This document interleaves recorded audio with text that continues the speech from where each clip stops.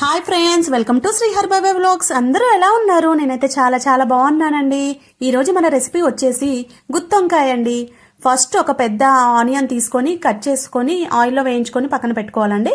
అలాగే lemon size చింతపండు కూడా నానబెట్టి పక్కన పెట్టుకోవాలి. కొత్తిమీర పుదీనాను కూడా మంచిగా వాష్ చేసేసి కట్ చేసుకొని పక్కన పెట్టుకోవాలి. ఇప్పుడు ఒక 1/2 kg వంకాయలని తీసుకొని సాల్ట్ వాటర్లో నానబెట్టుకోవాలండి. ఇక్కడైతే మేము నల్ల నువ్వుల్ని వాడుతున్నామండి, నల్ల నువ్వుల పొడిని ఈ మసాలా తయారు చేయడానికి.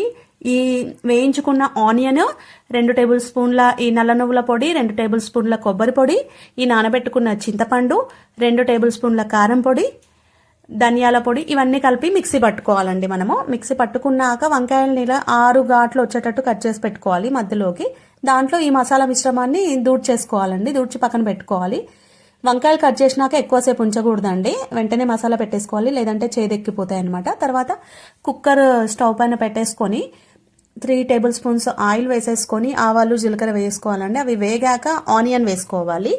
ఆనియన్ వేగాక కొంచెం అల్లం వెల్లుల్లి పేస్ట్ వేసి అది వేగాక ఈ గుత్తొంకాయలను వేసేసుకోవాలండి. వేసేసుకొని ఒక 2 minutes మూత పెట్టి అలాగే ఉంచాలన్నమాట. సో కొంచెం వేగుతుందన్నమాట. సో ఇప్పుడు మనము ఆ మసాలా కడిగిన వాటర్ ఉంటుంది కదా, 1 గ్లాస్ వేసుకుంటే సరిపోతుందండి. పెద్ద గ్లాసు గ్రేవీకి సరిపోతుంది 1/2 kg వంకాయలకి. మంచిగా కలియబెట్టుకొని, వంకాయలు కూడా వేగిపోయి ఉంటాయి కాబట్టి మూత పెట్టేసుకొని 1 విజిల్ వచ్చే వరకు ఉంచుకుంటే సరిపోతుంది ఫ్రెండ్స్. మంచిగా ఉడికిపోతాయి వంకాయలు, ఎక్కువ టైం ఏం పట్టదు, ఆల్రెడీ ఆయిల్లో మగ్గి ఉన్నాయి కాబట్టి. మీరు కూడా తప్పకుండా ఈ రెసిపీని ట్రై చేసుకోండి ఫ్రెండ్స్, ఎందుకంటే హెల్త్కి చాలా మంచిది. ఇక్కడ నల్ల నువ్వుల్ని వాడుతున్నాం మనము. నువ్వులలో కాల్షియం అన్నది ఎక్కువగా ఉంటుంది, సో మన హెల్త్కి చాలా మంచిది. సో మీరు తప్పకుండా ట్రై చేసుకోండి. చపాతీలోకి, రైస్లోకి చాలా మంచి రెసిపీ అండి ఇది. By bye friends.